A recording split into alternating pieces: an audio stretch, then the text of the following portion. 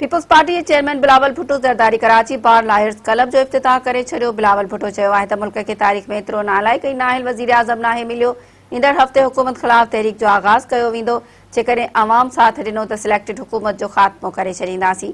कराची जे city court में कराची बार lawyers club जो इफ्तिताही तक़रीब खे ख़िताब कंदे बलावल भुट्टो ज़रदारी चयो त पीपल्स पार्टी हमेशह जमहूरियत आइन ऐं कानून जी बालादस्ती लाइ तहरीकूं हलायूं आहिनि।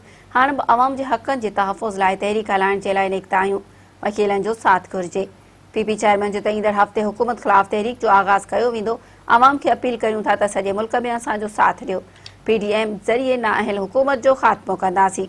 बलावल भुट्टो ज़रदारी चयो त पीपी लाइ गिरफ़्तारियूं करण जी ॻाल्हि नाहे। ख़ुर्शीद शाह जेल में आहे। शहबाज़ शरीफ़ खे गिरफ़्तार कयो वियो। सियासी वर्करनि खे तंग कयो पियो वञे। आज़ाद थियण ताईं पार्लियामेंट रबड़ स्टैम्प रहंदी। पीपल्स पार्टी जे चेयरमैन चयो त ग़ैर जमहूरी क़ुवतूं हक़नि ते धार हणी रहियूं आहिनि। इज़हार जी आज़ादी ते पाबंदी लॻाई वई आहे।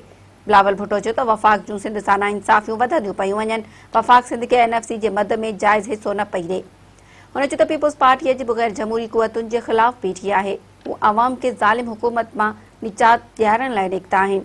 मौजूदा निज़ाम जो ख़ात्मो ज़रूर बणिजी वियो आहे। पीपल्स पार्टी जे चेयरमैन चयो त मुल्क तारीख़ी महांगाई खे मुंहुं ॾेई रहियो आहे। अवाम जा मसइला हल न थींदा त रोडनि ते निकिरंदासीं।